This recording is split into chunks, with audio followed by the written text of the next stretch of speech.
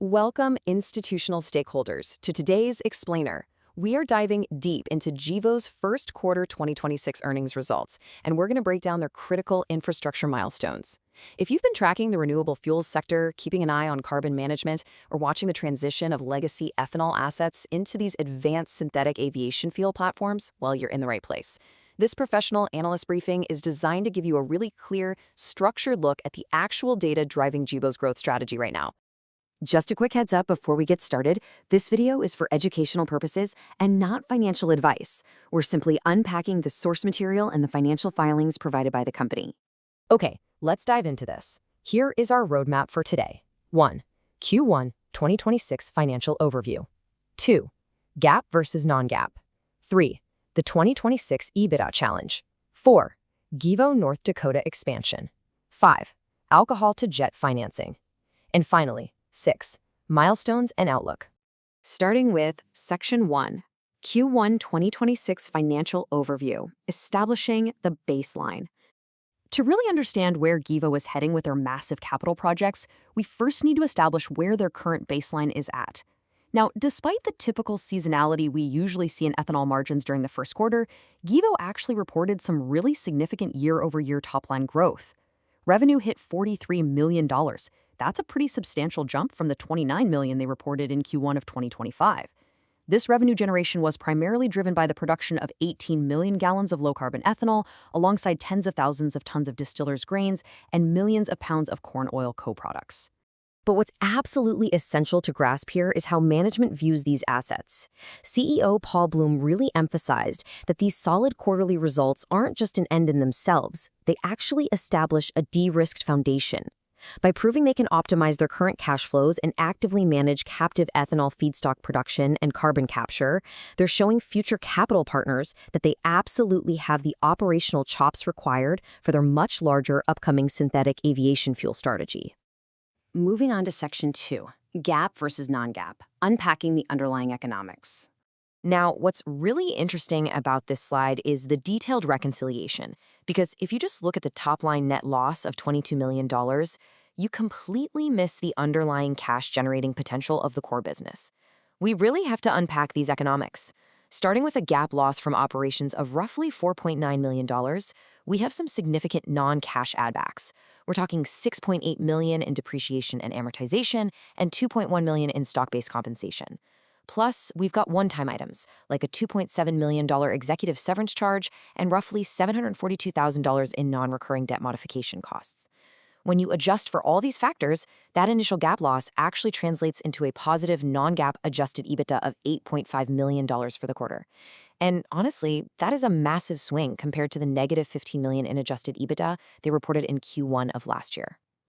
That brings us to Section 3, the 2026 EBITDA challenge, driving operational discipline. With that positive adjusted EBITDA momentum firmly established, management definitely isn't just resting on those Q1 numbers. I want you to listen to the exact words from CFO Lecky Aguirre here. We have launched an internal initiative, which we are calling the EBITDA challenge, to drive revenue growth, operational performance, and cost discipline. This phrasing is incredibly important for institutional stakeholders to hear. It signals a major shift from purely a research and development or project planning mindset straight into a rigorous, margin-focused operational mindset. So what does this EBITDA challenge actually entail? Well, the company laid out dual milestones. First up, they are targeting approximately $30 million of adjusted EBITDA for the full year of 2026. For some context, that's a significant jump from the $17 million generated back in 2025. Second, they are aiming to hit a run rate annualized adjusted EBITDA of $40 million by the end of this year. And here's the real kicker. Management explicitly notes that these targets do not even rely on their upcoming capacity expansions. Any impact from their debottlenecking and future buildouts, that's going to be purely incremental to these goals. All right, Section 4, Gevo North Dakota expansion, scaling production. This brings us to the very first of two major institutional pillars for Gevo, the physical capacity expansion out at their Gevo North Dakota or GND facility. This timeline perfectly lays out their multi-year scaling strategy. So first, starting next year, they expect to finish up their debottlenecking project, which should bring their annual low-carbon ethanol capacity to about 75 million gallons. Next, in the near term, they're working hard to finalize a preliminary co-investment agreement with Ara Energy. Ara is a global private equity firm that is specifically focused on industrial decarbonization. Once that's finalized, this partnership is expected to fund the construction of a brand new carbon capture and low-carbon ethanol production facility right there at the GND site. Ultimately, by 2028, they target the full startup of this new facility. This is designed to effectively double their existing carbon capture and ethanol production, allowing them to further monetize their carbon storage pore space. Now for Section 5, Alcohol-to-Jet Financing, the Project North Star Pivot. While the North Dakota expansion is obviously crucial, the ultimate growth lever for Gevo is their synthetic aviation fuel platform, and we're seeing a major strategic pivot here. The literal billion-dollar question on analysts' minds is simply, how exactly is the ATJ-30 facility, also known as Project North Star, being financed? Because being the world's largest proposed alcohol-to-jet project, securing this kind of capital stack is no small feat. Previously, Gevo was actively pursuing a Department of Energy loan guarantee to finance the project. However, they have formally withdrawn from that public process. So, what's the new strategy? A private capital raise. They are now actively targeting a much broader group of private capital providers. And the good news?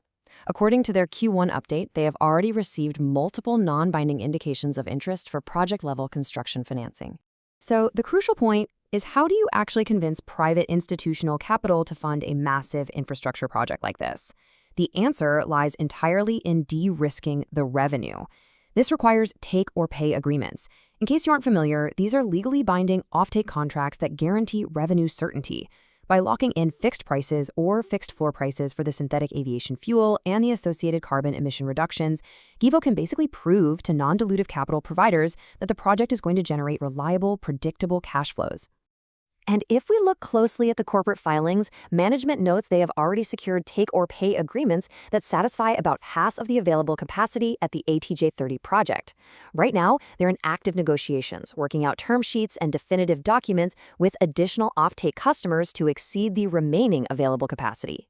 Securing these final contracts, that is going to be the major catalyst needed to reach a final investment decision. And finally, Section 6, Milestones and Outlook. The execution horizon. We've looked at the baseline financials, the profitability targets, and those strategic financing pivots. Now let's synthesize exactly what to watch for on the execution horizon. This timeline objectively lays out the key operational catalysts. First, we have the ongoing proof of execution. In Q1 of this year, they already achieved 140,000 metric tons of carbon emission reductions. Looking ahead to Q2 2026, we should expect the completion of FEL3 engineering for the ATJ-30 project. By late 2026, the big milestone is the target to fully secure that private project financing for Project North Star. And then, looking further out to 2028, we have the targeted startup for the massive Gevo North Dakota expansion. I actually want to pause on that first metric for just a second. 140,000. That's the number of metric tons of carbon emission reductions achieved just in the first quarter, including 46,000 tons from carbon capture and sequestration alone. It is absolute, tangible proof of current operational execution while the company aggressively chases its future expansion targets. Which leaves us with this final thought. Gevo is sitting at a really fascinating crossroads right now. They have a newly mandated focus on operational discipline, that EBITDA challenge we talked about, and they've made a bold strategic shift towards private capital for their flagship alcohol-to-jet project.